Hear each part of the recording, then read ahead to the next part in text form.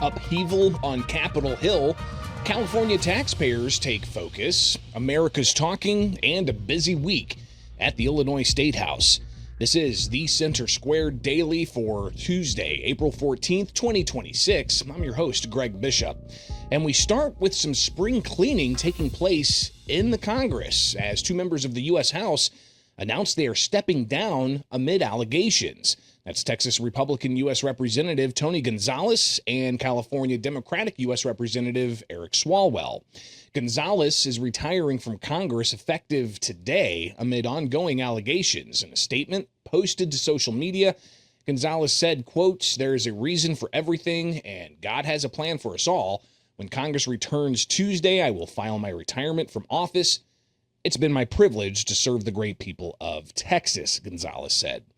Now, lawmakers have increasingly called on Gonzales to retire amid allegations of inappropriate relationships with a staffer who later took their own life. In the following reports of alleged sexual harassment against U.S. Representative Eric Swalwell, a former member of Swalwell's staff telling the San Francisco Chronicle that the congressman sexually assaulted her. 3 more women have accused Swalwell of making sexual advances and sending explicit photos. Now, the U.S. House Ethics Committee announced Monday that it had opened an investigation into the sexual misconduct allegations against Swalwell, something he acknowledged on social media in his resignation announcement.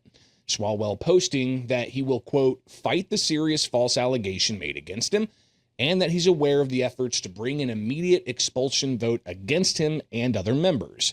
He said, quote, "expelling anyone in Congress without due process is wrong. But," he said, "it is also wrong for his constituents to have him distracted, and therefore he's resigning." Now, what can be known and when we can know it, not quite clear.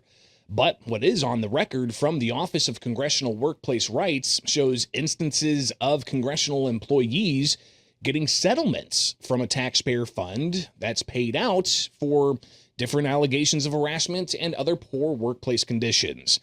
Now, while reports about Gonzales and Swalwell are fresh, the review of awards and settlement reports through the Congressional Accountability Act, nearly $500,000 has been awarded since 2020, and that's your money.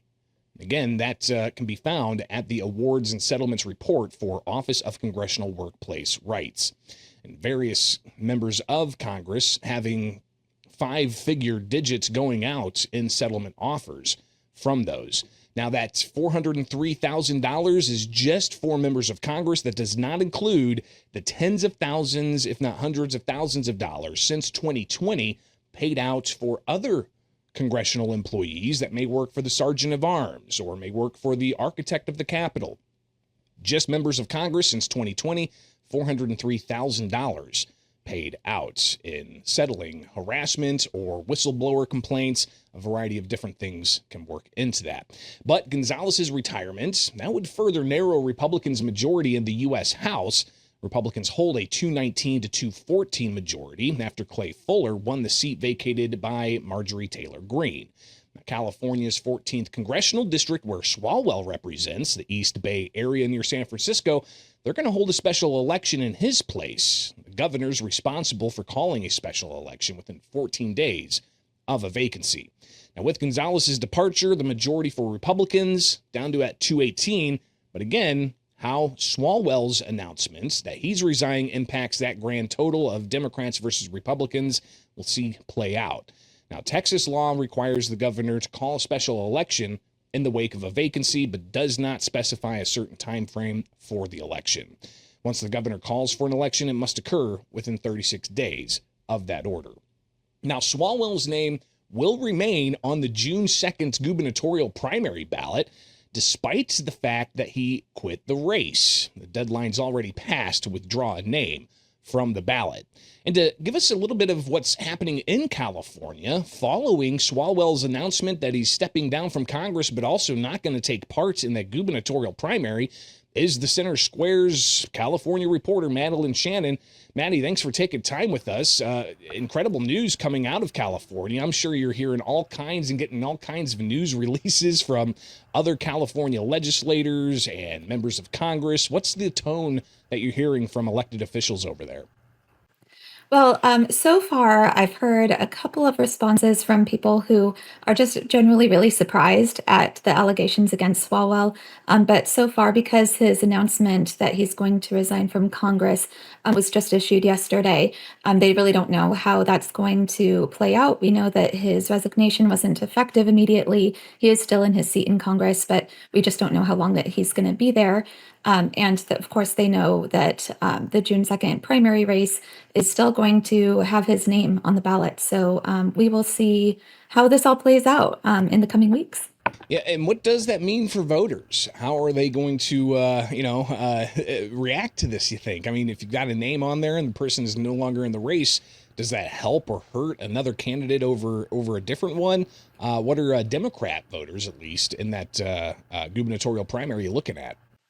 I think a lot of people are going to be probably confused that his name is still on the ballot, even though he's not in the race. And I do see that it could hurt another Democratic candidate that the California Democratic Party could put forward in the next couple of months. Because, of course, we are less than 60 days away from that primary. And it's going to be kind of an interesting one this year for sure. Maddie, clearly you've got a lot of issues in California that both sides of the aisle are taking a look at, from spending to taxation to crime and public safety and so on. You recently attended a Republican-focused convention. Tell us what some of the issues involving taxpayers were during that convention. So I got to attend the California Republican Party's annual convention just this past weekend in San Diego. And a number of Republican lawmakers I spoke to there told me that they're really focused on issues that their constituents are talking about and issues that are the focus of legislation introduced in the California legislature this year. Some of those issues affect affordability, income taxes, California's high tax burden, the gas tax, because of course we're seeing gas taxes go up, or gas prices go up rather, here in California. We're also hearing a lot about what legislators want to do regarding affordable housing, because housing is becoming increasingly unaffordable out here in California. And I talked to a few lawmakers about what they want to see from Prop 36 funding, which is a public safety measure that California voters passed in 2024, but that Governor Newsom hasn't allocated much, if any, funding to. This year, he didn't allocate any money towards funding Prop 36 in his budget. And Republican lawmakers, at least, want to see him allocate some money to that. And one lawmaker introduced a bill this year that would allocate about $400 million of taxpayer money towards enforcing Prop 36, which elevates some drug related crimes from misdemeanors to felonies. And I got to speak with Assemblyman David Tonkiba, whose name is on the complaint for the Prop 50 lawsuit, about the Prop 50 lawsuit being consolidated recently with a similar lawsuit, Noyes versus Newsom, in federal court. He is expecting that that case is going to go forward. And that case, of course, aimed to stop the Prop 50 maps from going into effect that were passed by California voters just last fall in the special Prop 50 election, which allows new maps to go into effect for this year's June primary and the November election. It was our mid-decade redistricting effort in response to Texas's mid-decade redistricting effort last summer. And David Tongipa's lawsuit aimed to stop those maps from going into effect. So he talked to me about what that lawsuit looks like now. Madeline, during this GOP convention, Ted Cruz, Texas Republican U.S. Senator there, what were some of the things that he had to say to get the Republicans in California ramped up? Well, he called the press professional liars who are fundamentally dishonest. He also made fun of Democrats and called the Democratic Party the party of the rich, and implied that Democrats, voters, and politicians don't really want to work. So there were some jokes at the taxpayer, or jokes at the Democrats' expense. But he also talked about a number of issues that national Republican lawmakers are focused on, including curbing illegal immigration, which they've had some success at, and stopping drug overdose deaths, which is something that has, of course, been a big priority for Republicans in DC and in Sacramento. And he talked about tax cuts too. And of course, tomorrow being tax day, April 15th, he talked about the refunds that people are going to get because of all of the tax breaks that Republicans in DC have instituted as part of the One Big Beautiful Bill Act, or HR 1. Something else, though, that you wrote about this past week for the GOP convention in California, no endorsements going to any of the GOP candidates for governor. Is that just because the voters haven't had their say yet? Yeah, well, it's interesting. The delegates that gathered at the convention this past weekend voted on who to endorse for certain statewide elected positions. One of those, of course, was governor. And the two big frontrunners for the Republican Party out here were Chad Bianco and Steve Hilton. And each candidate would have had to get 60% of the delegate votes to get the Republican Party's endorsement for governor. Neither one got that 60% threshold. Bianco got 49% and Hilton got 44%. So they ended up not endorsing either candidate. And Corinne Rankin, the chairwoman of the California Republican Party, said at the convention on Sunday morning that the California Republican Party has an amazing candidate problem. So it's interesting that neither candidate really got that endorsement from the state's Republican Party. So we'll see who voters really side with in the primary in June. Now, Maddie, as we're talking here, I'm in Illinois, Democrat-dominated state. You're in California, Democrat-dominated state. I know in Illinois, the Republicans don't really have that much power, being in the super minority. What's it like in California? Where are Republicans at in their ability to make things happen at the Statehouse, or even on a local level for taxpayers to get some relief in this election year?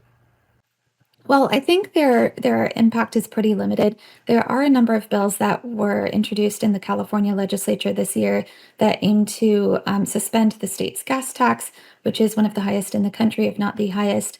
And at least one bill aims to make it easier for first-time home buyers to buy a house. So there's some bills that were introduced this year that are tackling the affordability issue in California. But we'll see if some of those bills pass. A couple of them are being heard in committee this week. One has already failed in committee that would have suspended the state's gas tax. One other bill that is very similar, that would suspend the state's gas tax for 1 year, is still being heard in committee in the coming weeks. But I don't know if much of those bills introduced by Republicans are going to pass. So we'll see how successful the Republican Party is out here in the legislature in California. Well, Madeline, greatly appreciate you taking the time and for your reporting. We'll definitely check back in all the way from the West Coast, joining us from California, and interesting to see what's happening out there. Now it's time for America's Talking, with headlines impacting you, the taxpayer, from all across the country. You can find these stories in the description below and get the free newsletter at thecentersquare.com. Virginia Governor Abigail Spanberger submitting amendments she said was meant to, quote, strengthen common sense gun safety laws. Now, for the bills that ban certain types of firearms the Virginia Assembly approved, the governor's amendments provide additional clarity, she said, to law enforcement as it relates to the firearms included under this legislation, as well as, she said, ways to protect the use of certain semi-automatic shotguns used for hunting. A measure impacting firearm storage in homes where minors are present requires that firearms be kept in a locked container, but the governor's amendments made it easier for gun owners to safely store their weapons by allowing a firearm rendered inoperable to be secured with a gun lock, specific to that purpose, to be considered safely stored under the law. Meanwhile, in Tennessee, education freedom scholarships for students would increase to $35,000 if a measure approved Monday in the House becomes law. The Center Square's Kim Jarrett reports, in Tennessee, 20 Republicans were in opposition with Democrats after a lengthy debate. The Senate's scheduled to vote on its version of the bill Wednesday. House Bill 2532 adds 10,000 scholarships to the 5,000 already approved by the 2025 law that enacted school choice. It's 5,000 below the recommendation from second-term Republican Governor Bill Lee. Data center dynamics were a prime topic once again Monday in both the state capitol in Pennsylvania and in a local municipality where residents facing a proposed major data center development have questions and are on edge. The Center Square's Ford Turner reports the Democrat-dominated state House in Pennsylvania passed two bills related to data centers in bipartisan votes. Both bills will now go to the Republican-controlled Senate in Pennsylvania for consideration. Meanwhile, residents in Middlesex Township, Cumberland County, preparing for a planning commission meeting where a major data center proposal, one with 3 6-building campuses to be set on 700 acres, was scheduled for discussion. And in its growing battle with the Trump administration over the rights of illegal immigrants, the Wilson administration doubled to $1.2 million the money it will pay for lawyers representing ICE detainees fighting deportation orders.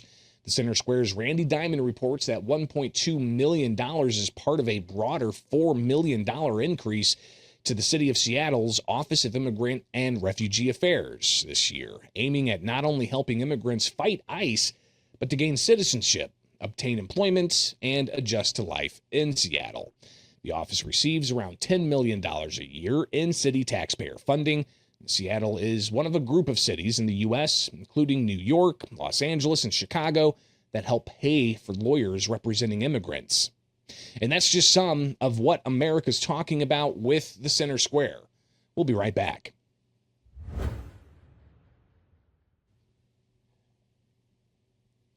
And welcome back to the Center Square Daily. I'm your host, Greg Bishop. Now let's put Illinois into focus with what's expected to be a very busy week this week. The Illinois Senate and House return today after last week the House approved 133 bills. Now, the Center Square reporter Sean Reed reporting many of those bills could have impact on how tax dollars are being spent and impacts on the community. House Bill 228, or the Junk Fee Ban Act, it would make it illegal for businesses to advertise items at a specific price without also including all fees and surcharges related to the purchase within the advertised price. Now, the bill specifically carves out tips and any taxes or fees imposed by the government. Here is the sponsor of that measure, Democratic State Representative Bob Morgan. This bill delivers on a promise that is quite simple. The price that you see should be the price that you pay. Whether it's the unexpected add-on charges when booking a hotel room or house rental, purchasing tickets online, or ordering food delivery, you have already paid hidden fees. You've already paid junk fees. These deceptive fees are costing the average Illinois family $3,000 a year at a time when household costs are sky high and families are already experiencing a strain on their wallets. Now, on the floor, in response to Morgan's bill, Republican State Representative Tom Weber told lawmakers to vote against the bill despite agreeing with some of the bill's intent. I do agree with a lot of what you're trying to do here. Specifically, I can't get past the COVID impact fees showing up on a receipt at the end of your meal. I think that would have set me off enough. But ladies and gentlemen, I understand Leader Morgan's intent. I think it's a great idea. However, I think this legislation goes just a step too far on our already overburdened businesses here in the state of Illinois. So I urge a no vote. Now, House Bill 4592, the Retail Cash Payment Act, it would require most stores and establishments in the state to accept cash as a form of payment, excluding transactions done at self-checkout stations and online. Now, violators of that proposed law would first receive a written notice and would then escalate, beginning at no more than $50 for a first offense, $100 for the second, and $500 for each additional offense within 12 months of the first. Another measure passing out of the House last week, House Bill 4137, would allow school districts to provide for an extended motel stay for a child who is at risk of becoming or is homeless. Currently, school districts can already give rental or mortgage assistance and other financial support that could result in a child losing permanent housing. Clarifying her bill, Democratic State Representative Michelle Mussman said that it could actually be cost-saving measures for school districts already supporting unhoused students who may be displaced far from their school if they're staying with family. House Bill 5093 in Illinois, it would change the requirements necessary to receive in-state tuition rates, removing language requiring students have lived in the state while attending high school and not have been a resident of a different state before attending a state university. To be eligible in the bill, students will still be required to have spent 2 years and receive a diploma at an in-state high school. Another of the 133 bills that the Illinois House passed last week, 5316, it would give the Illinois Emergency Management Agency the right to enter public and private property to take environmental samples in response to disasters that could result in radioactive contamination. Another bill, House Bill 1590, creates a civil liability for sending unsolicited intimate images for individuals over the age of 18. Now, if a person knowingly sends obscene material over the internet to another individual without their consent, they could be sued for a minimum of $500 or for greater damages. That measure also passing last week. The Illinois House also passing 4834, which would no longer collect records or prescriptions and dispensing of testosterone and various other types of hormone treatments under that prescription monitoring program. The bill also requires the Illinois Department of Human Services, currently collecting those records, to destroy them by the start of 2027. Again, these are just some of the more than 130 bills that passed the House last week. Both the House and the Senate, they return today, and they're going to be taking up all kinds of other legislation with legislative deadlines at the end of the week. They have a May 31st deadline to pass a budget with simple majorities, but many observers don't think we'll see the budget until the final days of legislative session. So a lot is expected this week, and a lot's expected tomorrow as well. Illinois Gun Owner Lobby Day, bringing hundreds of gun owners to the Capitol for a rally and for them to talk to their legislators. The SEIU union also expected to rally to push for higher taxes on the wealthy. And the Center Square's investigative units will be watching the Commission on Equity and Inclusion, which has a commission meeting Wednesday afternoon and is then expected in front of a House committee to request the budget for the coming fiscal year. Now, last week, State Representative Brad Halbrook, he highlighted recent reporting by the Center Square about this particular commission. Members, there's a peculiar habit in government, and once you see it, you cannot unsee it. When something isn't working, we don't fix it. We fund it, we expand it, and then we even congratulate ourselves for trying. That brings me to the Illinois Commission on Equity and Inclusion. Now, we were told that this commission would increase access. We were told it would expand opportunity. We were told it would bring more vendors into the process. But according to the reporting from the Center Square, what we are actually seeing tells a very different story. Instead of opening doors, this commission appears to be narrowing them. Instead of increasing participation, we see fewer vendors engaged. Instead of simplifying access to state contracts, we are watching the process become even more difficult, more complicated, and more burdensome. And here's the rub. This is not happening for free. We're all paying for it. So before we add another dollar, before we pat ourselves on the back, let's take an honest look at what is actually happening here. Because if the goal is opportunity, this commission is failing, and we're paying a huge price for it. Thank you. So be sure to be with us for Illinois in Focus for the rest of the week to stay up to date with the Center Square Daily. And you can get those headlines in your inbox by signing up for the free newsletter at thecentersquare.com. From my studios in Central Illinois, I'm Greg Bishop. And be sure to be back here Wednesday for more stories impacting you, the taxpayer, from all across the country, only with the Center Square Daily.